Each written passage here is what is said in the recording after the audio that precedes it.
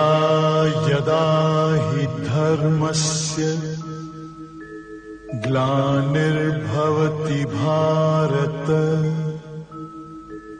अभ्युत्थानम् अधर्मस्य तदात्मानं सृजाम्यहम् परित्राणाय साधूनां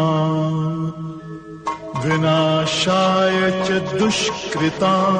पूजा करी करी गुरु चरणों जैसा करे नहीं, सतगुरु के चरणों मिला आ बंदे चरणों मिला। हरिओम।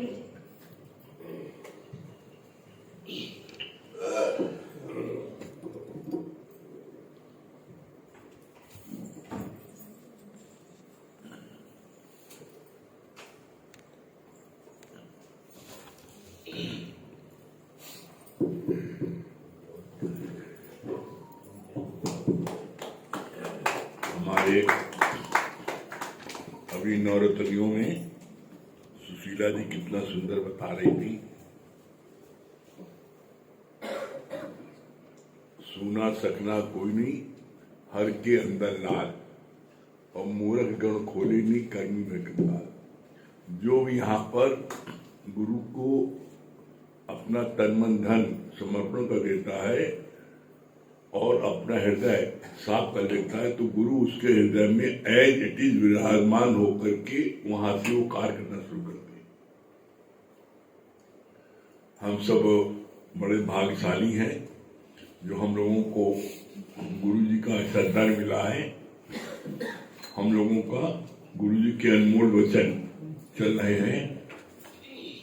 जो अनमोल वचन चल रहे हैं, कल पढ़ा गया था 101 नंबर 101 नंबर कल वचन पढ़े गए थे। दौलत से जो सम्मान आदमी को मिलता है वो उसका सम्मान नहीं है, उसकी दौलत का सम्मान है। इसलिए तुम सत्कर्म पर चलकर इसे वैल्यूबल बनाओ। कल ये पॉइंट हुआ था, इसको फिर आग्रह हुआ है, इसको फिर से एक बार, क्योंकि बड़ा इंपॉर्टेंट पॉइंट है और 99% लोग इसी उसमें उलझे हैं और इसी को समझते हैं कि जिसके पास दौलत उसी सम्मान होगा। आज ये दुनिया जो भाग रही है दौलत के पीछे, क्यों भाग रही है? उनके मन में ये भावना है कि जिसके पास दौलत उसी इज्जत है, बाकी दूसरे की इज्जत नहीं है। तो इस पर गुरुजी ने बहुत अच्छी बात बोली।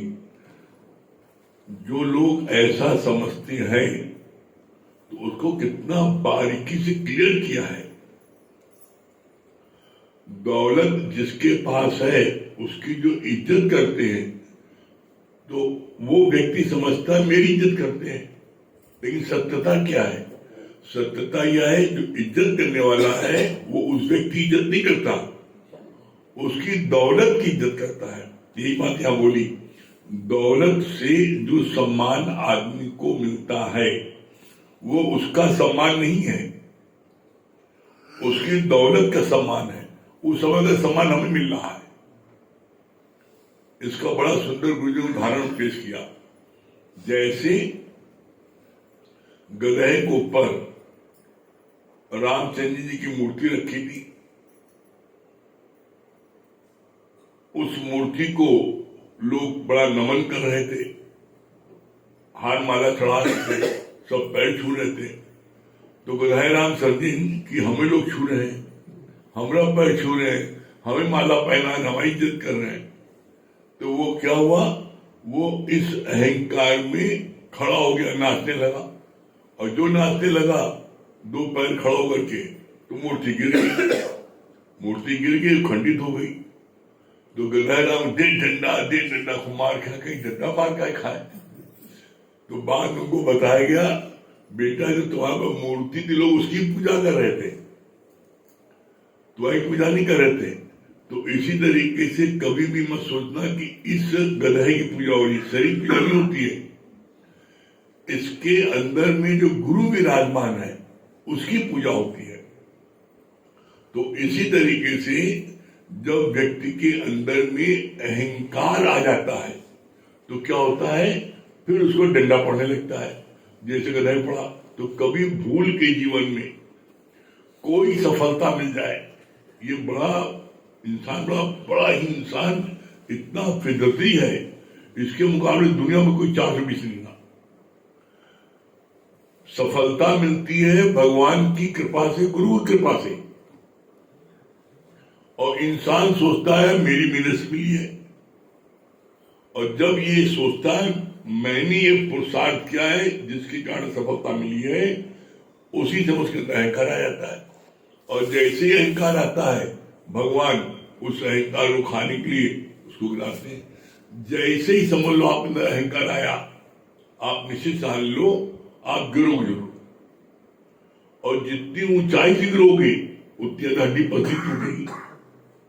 तो इसलिए जीवन में कभी भी किसी चीज में सफलता मिले, पढ़ाई में आप टॉप कर गए, खेलने में टॉप कर गए, सत्संग में टॉप कर गए, व्यापार में टॉप कर गए, कभी भूल के ये मत कहना कि ये मेरी काबिलियत का परिणाम है।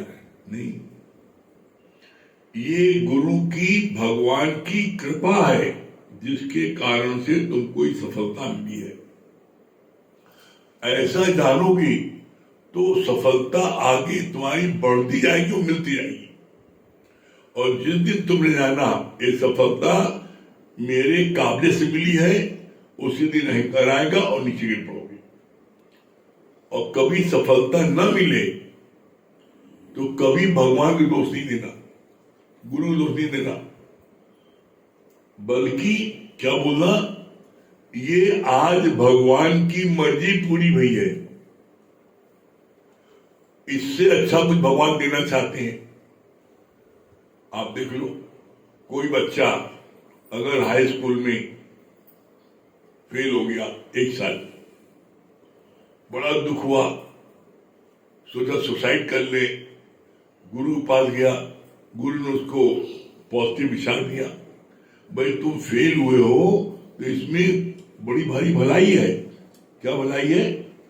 अभी तुम पास हो जाते 3rd डिवीजन तो सारी जिंदगी तुम्हारी रैंकिंग खराब हो जाती। अब तुम 1 साल फेल हो गए हो, ये कोई नहीं जान रहा है, तुम अगले साल टॉप कर जाओ। तुम टॉप कर जाओगे, 1 साल फेल होने की जगह टॉप कर जाओगे तो तुम्हारा रिकॉर्ड बन जाएगा, तुमने टॉप किया है, और तुम्हें हर जगह उसकी वरीयता मिलेगी। तो कभी जीवन में असफलता मिली तो ये जानना भगवान की मर्जी है, ईश्वर को मेरी भलाई है। कैसे? आप जितने बैठे हो, कोई एक व्यक्ति संसार में अपने बच्चे को बुरा चाहता है? बच्चा जब पतंग उड़ाता है, गोली खेलता है, कंचा खेलता है, बाहर गंदे बच्चों के साथ में खेलता कूदता नंबर है, तो माँ उसको घर में पकड़ के लाती, जो झापड़ मारती है वो पढ़ने बैठाती है। तो उस समय उस बच्चे के मन में ये भावना आती है, इस दुनिया में सबसे बड़ी दुश्मन मेरी माँ है। इतना अच्छा अपने दोस्तों के साथ खेल रहे थे, पतंग उड़ा रहे थे, और सब इससे मजाक खिलखिला कर दिया। तो क्या माँ बच्चे को बुरा चाह रही है? नहीं। वही बच्चा जब पढ़ लिख करके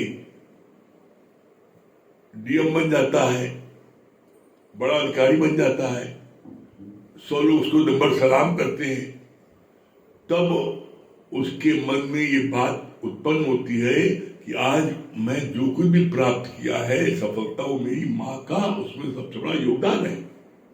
क्यों? अगर माँ ने 2 तमाचा मार के हमको नहीं पढ़ने बैठाया होता तो हम तो बच्चों तक आवारा गर्दी कर ही रहते। इसी तरीके से गुरु भी हमें जब देखता है कि बहुत ज्यादा ही माया में सन गया है, बहुत अधिक लिपायमान हो गया है, तो धीरे धीरे कंकड़ी मार देता है।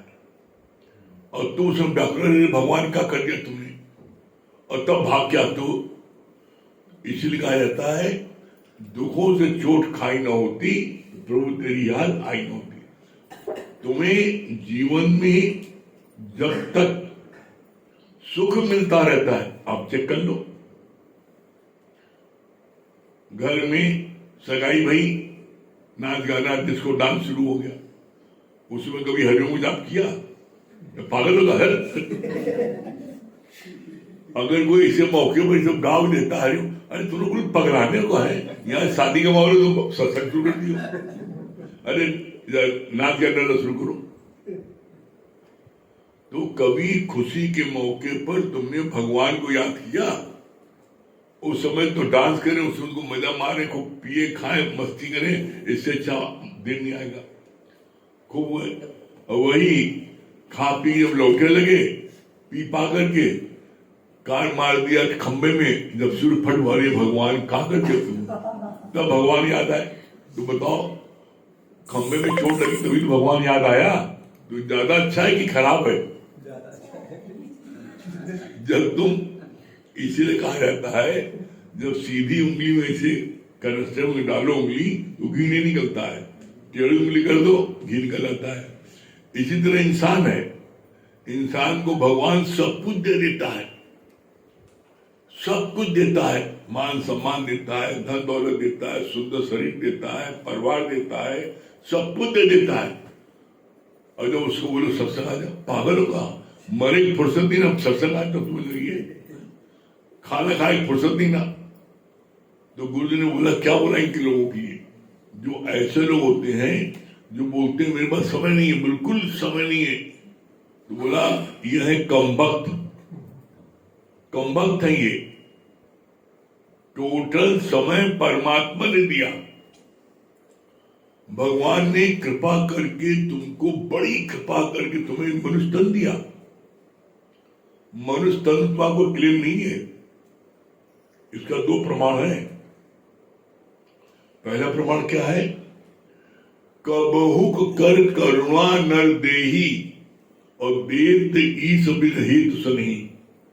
परमात्मा कभी कभी करुणा करके तुमको मनुष्य तन देता है, तो कोई क्लेम नहीं ना, कोई क्लेम नहीं है, बड़ी करुणा करके तुमको देता है। और दूसरी बार कब देता है? जब भगवान पसीज जाता है, तुम्हारी पुकार सुन सुन करके, रुदन सुन करके, तुम्हारा रोना सुन करके, जब तू गर्भ में उल्टा लटका था और जान जाने की सासत थी, उस समय तू भगवान से हमेशा वो, हे भगवान तो हमें नरक से निकालो, हम रात दिन तुम्हारा जप करेंगे, भगवान तुम्हारे को पूजेंगे, तुम्हें जपेंगे, भगवान खुद निकाल दो। तुम व्याकुल रोते रोते बिलखते हो, खूब रोते हो, तुम्हारी रोने की आवाज सुन सुन करके भगवान पसी जाता है, मैं बड़ा रो रहा है। कैसे? जैसे घर में किसी बच्चे ने कोई चोरी की, तुमने उसको कोठरी में बंद कर दिया, अंधेरी कोठरी में, और अंधेरी कोठरी में बंद कर दिया, अब 24 घंटे तुम बंद रहोगे, इसमें नहीं खोला जाएगा। सुबह से संध्या तक, जब तक सूर्य का प्रकाश था, थोड़ी बहुत रोशनी जा रही थी कोठरी में, जब अंधेरा शुरू हुआ, रात होने लगी, तब उसको धूल डलने लगा, अंधेरे में डर लगने लगा, और तब वो चिल्लाता है, हे मम्मी हमें छोड़ दो, हम कभी चोरी नहीं करेंगे। बड़ी मिन्नत करता है, तब भी मम्मी नहीं पसीजती, कहती ने तूने गलती की, तुझको नहीं छोड़ा जाएगा। तब बेचारे बाबा गद्दा हाथ जोड़ खड़े हो, तो क्या भैया हम तुम्हारे हाथ जोड़ रही, तो हमें बंगत होकर छोड़ता, हमसे नहीं रहा जाता है। जब सास ससुर हाथ जोड़ खड़े होते हैं, तब उसको छोड़ती है, वो करुणा नहीं, चलो छोड़ने एक बार मौका दे दे। वैसे ही परमात्मा ने आपको एक मौका दिया है, कबहुक कर करुणा नर देही और देत हेतु नहीं। ये परमात्मा ने तुमको जो मनुष्य तन दिया है, इसमें तुम्हारा कोई क्लेम नहीं है। इसी कारण से पूरे वर्ल्ड में कोई बच्चा भी पैदा होता है, जैसे ही धरती पर आता है, आप देख लो, वो आत्मा उसको याद है, गर्भ में किया था वादा प्रभु तुझको न भूलूंगा, पर पढ़ के मोह के जाल में भूला तू अपना करार। मोह जाल फंस गया, हाय हमारे पापा, हाय हमारी मम्मी, हाय पापा, हाय मम्मी, हाय मामा, हाय चाची करके घर वाले, देखो आप, बच्चा आता है वो बोलता है ओम ओम ओम, वो ओम के जाप पढ़ता है, वो वाह करता अपनी भाषा में ओम बोल रहा है, वाह वाली बोल रहा है, वाह नहीं बोल रहा है, वो ओम बोल रहा है। लेकिन माँ नहीं समझती। माँ क्या बोलती है, देख तेरे पापा आ गए, लेप लगा दिया, देख तेरे मामा आ गए, तेरी मौसी आ गई, तेरी चाची आ गई, पूरा लेप लगा, सत्यानाश। वो शीशी जो है उसमें सारा लेबल लगा दिया, पापा का, नानी का, दादी का, चाची का, मौसी का, फल पूरा भर गया। वो था शुद्ध स्वरूप आत्मा। इस सृष्टि में, इस धरती पर एकमात्र माता बदालसा एक ऐसी हुई है जिन्होंने अपने सब बच्चों को ब्रह्म ज्ञान दिया और ब्रह्म ज्ञानी बनाया। जब बच्चे पैदा होते थे तो उसी समय माँ उनको बोलती थी, तू शुद्धोषी है, तू बुद्धोषी है, तू निरंजनोषी है, उसके बोलती थी। आज दुनिया कोई माँ बोलती है बच्चा पैदा होने पर, सब बोलते हैं ना, देख तेरे पापा आ गए, मम्मी फलाना और दीपिका, कोई बोलता है? नहीं बोलता। तो इसलिए यहां पर जब जीवन में गुरु आता है तो गुरु आता क्या होता है, गुरु मुख से मेरा नया जन्म हुआ, मेरा नया जन्म होता। गुरु हमसे कहता है, क्या बोलता है कि जो लोग तुम्हारी इज्जत कर रहे हैं वो तुम्हारी इज्जत नहीं कर रहे हैं, तुम्हारे पास जितना धन है उसकी इज्जत कर रहे हैं। गलत फहमी होती है, उसको मेरी इज्जत कर रहे हैं, तो तुम्हारे धन की इज्जत कर रहे हैं, पहली बात। फिर सबसे अच्छी बात हमको लगी इसमें, आगे क्या बोला, अगर तुम्हारे पास धन है तो उसका गुरु ने कितना अच्छा उसका उपाय बताया। इसीलिए तुम सत्कर्म पर चलकर इसे वैल्यूबल बनाओ। जो धन दौलत मिली है परमात्मा की कृपा से, इसको सत्कर्म करके इसको वैल्यू बनाओ। सत्कर्म क्या करना है, किसी गरीब की मदद करना, भूखे को खिलाना, किसी विधवा को उसको जो है उसका हक दिलाना। जहां भी आपका पैसा दूसरों के काम आए वो है सत्कर्म। सत्कर्म करने के बाद व्यक्ति के अंदर में घमंड आए, यह असंभव है।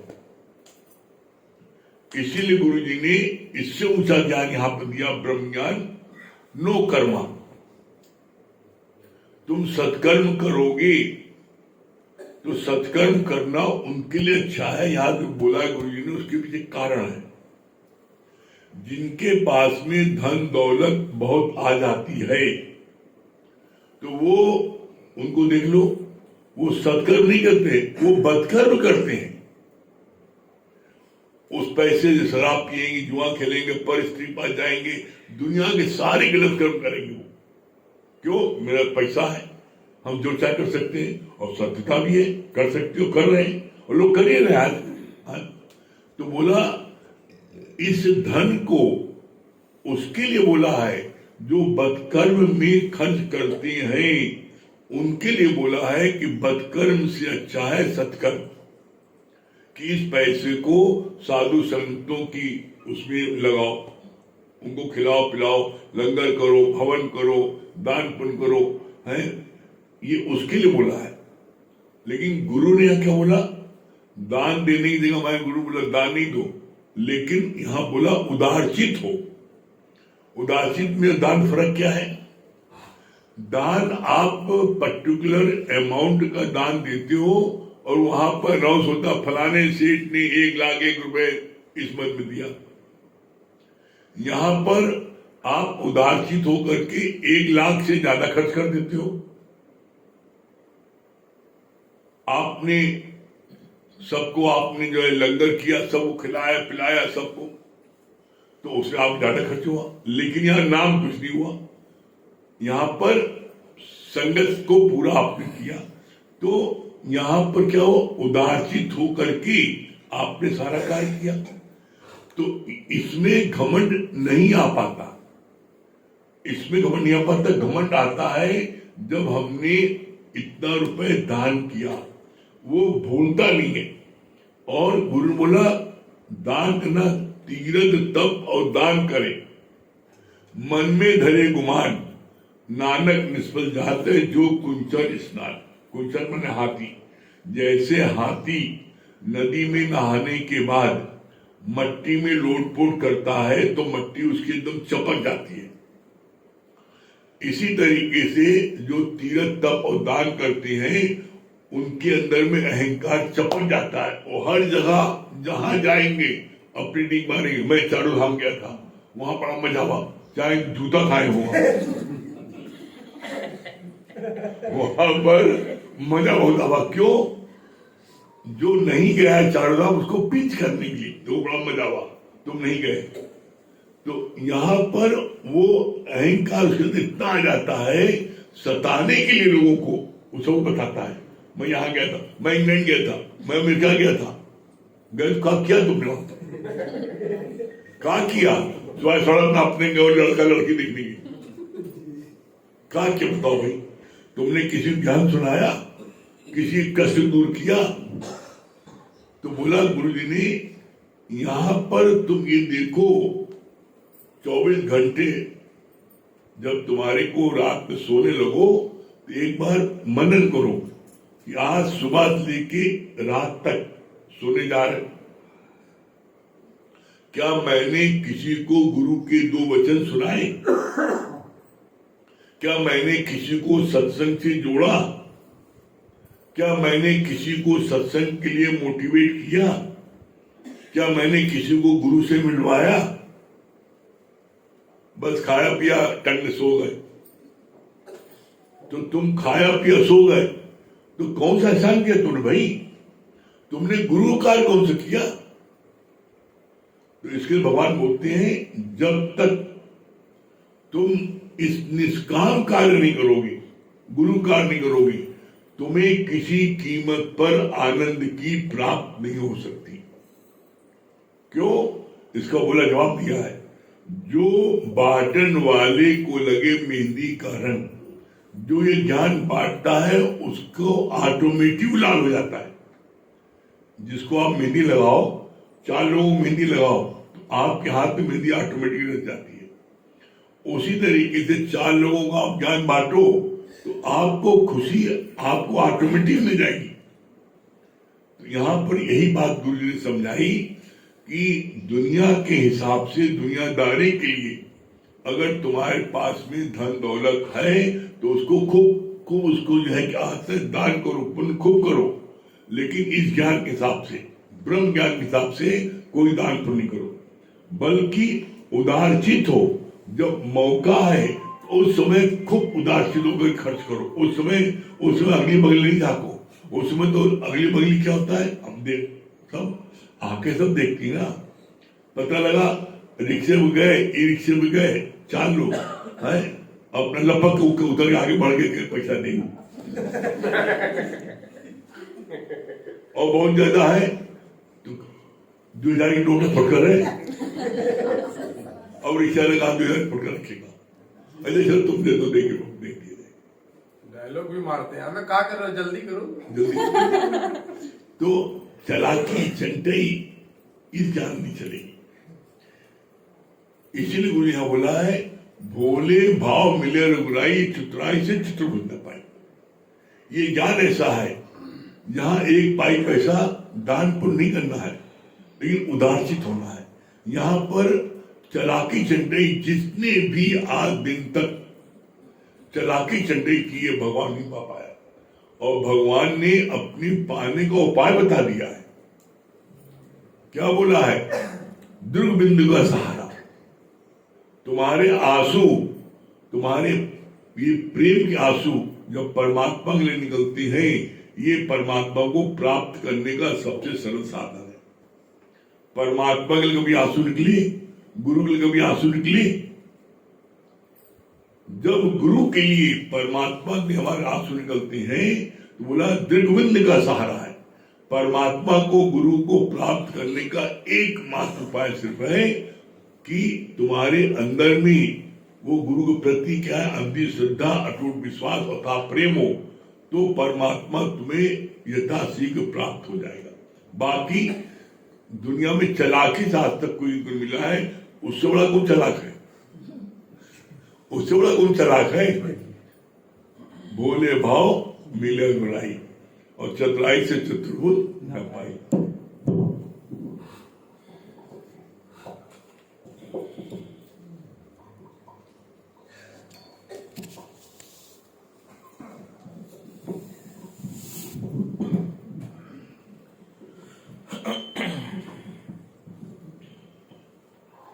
सभी प्रेमियों को हरिओम। देखिए, किसी भी चीज की जो अधूरी नॉलेज है वो कष्टकारी है। जैसे कोई भी चीज जो अपूर्ण होती है, क्या आप उसको स्वीकार करते हैं? अपने सोच के देखिए। कहा जैसे कच्चा अमरूद, मान लीजिए कच्चा फल है, वो आपको दिया जाए तो आप खा पाएंगे? नहीं खा पाएंगे। कच्ची सब्जी पकाइए नहीं, गाय की तरह दे दिए जाए खा लो, तो खा पाएंगे? नहीं खा पाएंगे।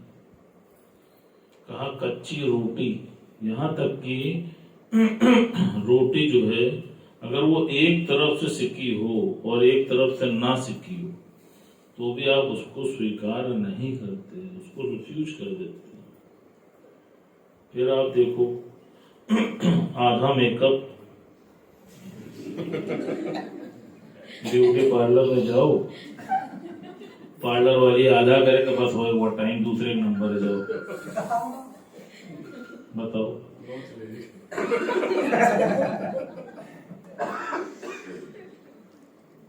आधे बाल कटाने जाओ, ना ही आधा काट दे आधा छोड़ दे, बताओ। सोचो, आधा चेहरा आधा काला हो जाए आधा सफेद रह जाए, सोचो कोई स्वीकार करेगा? तुम हंसी के पात्र बन जाओगे, लोग तुमको देख के हंसेंगे। क्यों? आधा तो किया था तुमने, लेकिन पूरा नहीं किया था, अपूर्ण थे। तो गुरुजी ने क्या बोला? कहा इसी प्रकार अधूरा ज्ञान, जो लोग जिज्ञासु अवस्था में आते हैं और उतावलेपन के कारण ज्ञान जल्दी जल्दी बांटने में लग जाते, कहा देखो उतावलेपन से काम नहीं बनेगा, ये फिर अधूरी नॉलेज है। जब तक पूरी नॉलेज नहीं होगी, जब तक तुम पूर्ण ज्ञान गुरु से नहीं ले लोगे, उसके लिए धैर्य रखना पड़ता है, समय देना पड़ता है, विश्वास रखना पड़ता है। जिस दिन तुम्हारे अंदर वो पूर्णता आ जाएगी तो आप देख लो तुम सहज स्वीकार हो जाओगे। भगवान ने क्या बोला? कहा कि तुम अपने सांचे को सही बनाने में लग जाओ। जैसे किसी मूर्ति का सांचा टेढ़ा बन जाए, अब आप बताओ उससे अगर 500 मूर्ति बनेगी तो सब टेढ़ी बनेगी, कोई सीधी बनेगी? क्यों? क्योंकि उसका सांचा ही टेढ़ा बनेगा। और उसकी जगह थोड़ा ज्यादा समय लगा के सांचा सीधा बन जाए और सही बन जाए। अब उससे तुम चाहे 10,000 मूर्ति बना दो, कैसी बनेगी? सब सीधी बनेगी। तो कहा इसी प्रकार जब तुम्हारे अंदर वो पूर्णता आ जाएगी और तुम मनमना भाव से, विनम्रता से गुरु से पूरा ज्ञान प्राप्त कर लोगे, तो जिनको तुम बनाओगे वो भी पूर्ण हो जाएंगे। और जब तुम उतावलेपन में भागोगे तो फिर वही अपूर्णता वाली बात रह जाएगी। और जब अपूर्ण हो गए तो क्या होगा? मन में शांति पैदा होगी। आप देख लो, और फिर शांति की तलाश में फिर भागोगे।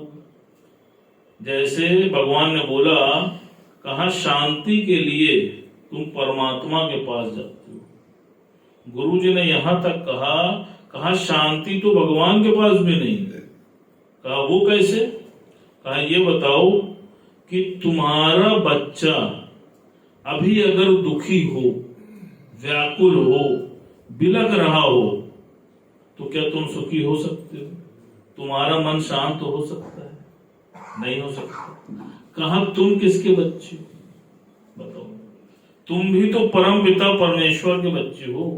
तो जब तुम व्याकुल हो गए तो वो कैसे शांत हो सकता है? इसलिए भजन की लाइन में देखिए क्या आता है। कहा तू जो उदास है यहां वो भी उदास है। आया ना भजन की लाइन में, काहे घबराता दिल और काहे उदास है, और तू जो उदास है यहां वो भी उदास है। आप देखो तो कितना सरल। देखिए शांति कहां है? शांति तो तुम्हारे अंदर है। भगवान ने क्या बोला? कहा सत्य चित्त आनंद स्वरूप वो कौन है? वो तुम हो। तो शांति कहीं बाहर थोड़ी नहीं है, शांति तो तुम्हारे भीतर है, लेकिन तुम ढूंढ उसको बाहर रहे हो। कहा जैसे एक बार 10 पागल नहाने के लिए नदी में चले गए। अब जब वो नदी में स्नान करने लगे और स्नान करके बाहर आए तो एक पागल गिनने लगा। तो सबको गिना, 1 2 3 4 5 6 7 8 9। तो एक आदमी तो डूब गया, खोए गया। दूसरा पागल जागा, अरे रुको मैं गिनूं। उसने भी गिना 1 2 से भैया 9 ही है। अब वो लगा छाती पीटने, अरे बाप रे, एक तो डूब गया, एक पागल बिछड़ गया। दूर से खड़ा हुआ एक संत ये सारी प्रक्रिया देख रहा था। वो पास में आया, कहा क्या बात? कहा संत जी एक आदमी हमारा खो गया, डूब गया। कहा अच्छा। कहा एक काम करो, ऐसा करो 5 इधर खड़े हो जाओ और 5 इधर खड़े हो जाओ, बीच में मैं खड़ा हो जाता हूं। कहा ठीक है महाराज। उन्होंने ऐसे ही किया। अब उन्होंने कहा गिनो 1 2 3 4 5 और 1 2 3 4 5। अब तो 10 हो गए। अरे आप तो बहुत महान संत हैं, आपने तो जादू कर दिया, आपने तो मिरेकल कर दिया। वो सब उनके चरणों में गिर पड़े। तो आपके अंदर अद्भुत क्षमता है। अब आप बताओ क्या उसने कहीं से ला के दिया? कहां थे तो उन्हीं के पास ना, लेकिन उनको दिख नहीं रहे थे। कहा ठीक इसी प्रकार शांति तुम्हारे भीतर है, लेकिन तुम उसको ढूंढ कहां रहे हो? तुम उसको ढूंढ रहे हो बाहर, जिसके कारण से तुम परेशान हो। और गुरु जब तुम्हारे जीवन में आता है तो वो क्या करता है? वो तुम जो बाहर मुखी हो तुमको बाहर से मोड़ के अंतर्मुखी कर देता है। और जब वो तुमको अंतर्मुखी कर देता है उसी संत की तरह, तो तुमको तुम्हारी शांति मिल जाती है। आप देखो कहीं है नहीं, सब कुछ तुम्हारे पास है। जैसे पानी, उसका कोई कलर नहीं है, उसमें जो कलर डाल देते हो उसी कलर का वो हो जाता है। इसी प्रकार तुम इसमें जो इच्छा डाल देते हो उसी इच्छा के रंग में वो रंग जाता है।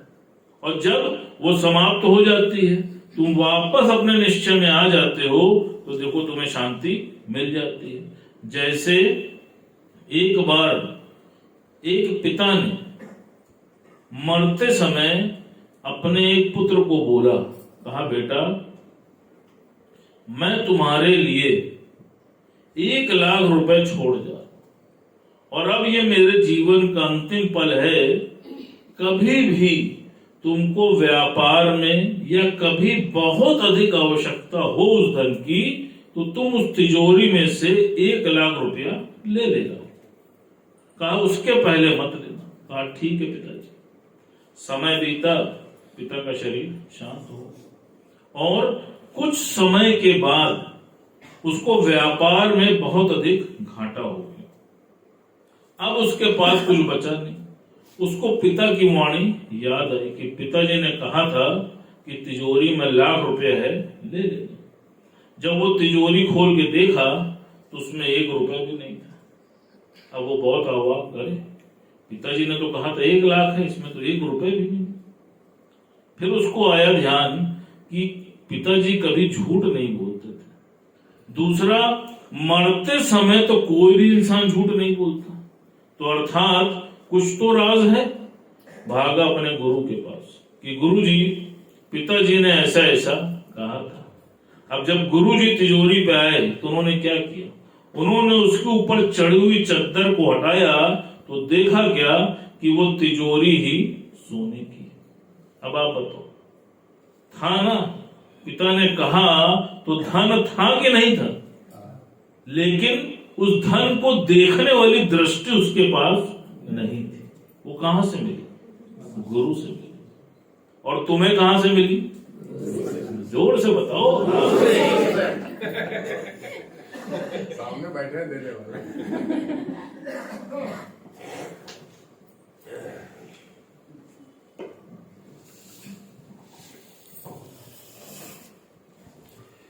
सभी को हरिओम, राम राम। देखिए, दुनिया में अगर कोई भी व्यक्ति परमात्मा पे और गुरु पर पूर्ण विश्वास रखता है तो उसको जीवन में हर पल खुशियां ही खुशियां, अपार खुशियां ही खुशियां मिलती हैं। जैसा कि गुरु जी ने बताया है शुक्राने के बारे में, जो हर पल शुक्राना करता है तो क्या होता है। श से शंकर, क से कृष्ण, उ से उमा और र से राम और ना से नारायण। जो हर पल शुक्राने में रहता है वो हर पल मुस्कुराता रहता है। इसीलिए गुरु जी ने और दादा भगवान ने कहा है हर पल शुक्राना और मुस्कुराना, और यूं ही जीवन को अपने सफल बनाते रहना। इसी पर एक भजन है बहुत सुंदर सा। हर हाल में दाता का जो शुक्र मनाते हैं, हर हाल में दाता का जो शुक्र मनाते हैं, उनके घर खुशियों की होती बरसाते हैं, उनके घर खुशियों की होती बरसाते हैं। हर हाल में दाता का जो शुक्र मनाते हैं, उनके घर खुशियों की होती बरसाते हैं।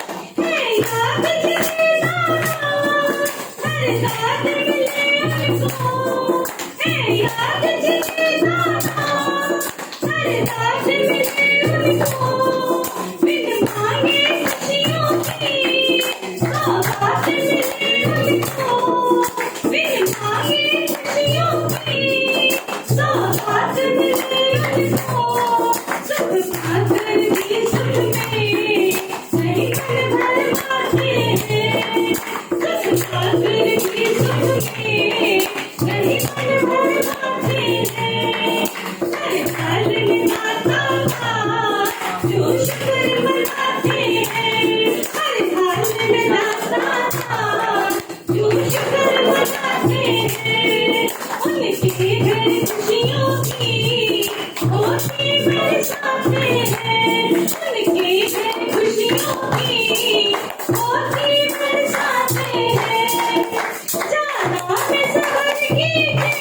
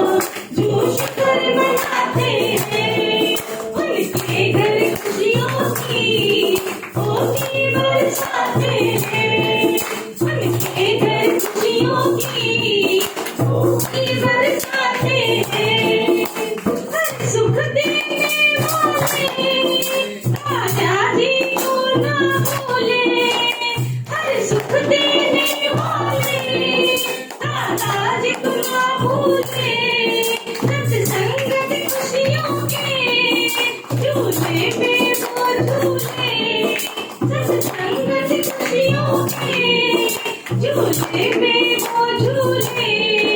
आदर्श सतगुरु का जो मन में बसाते हैं, आदर्श सतगुरु का जो मन में बसाते हैं, उनके घर खुशियों की खुशी बरसाते हैं। हर साल में आता था जो शुक्र मनाते हैं, उनके घर खुशियों की खुशी बरसाते हैं। हर साल में आता था जो शुक्र मनाते हैं, उनके घर खुशियों की खुशी बरसाते हैं। उनके घर खुशियों की खुशी बरसाते हैं। क्या बोल रही है अर्पणा जी? गुरु जी आज का पॉइंट तो वाकई बहुत अच्छा लगा। पहले आप दोनों ने प्रणाम कि सचमुच परमात्मा की तलाश में हम ढूंढते, परमात्मा तो स्वयं हमारे अंदर ही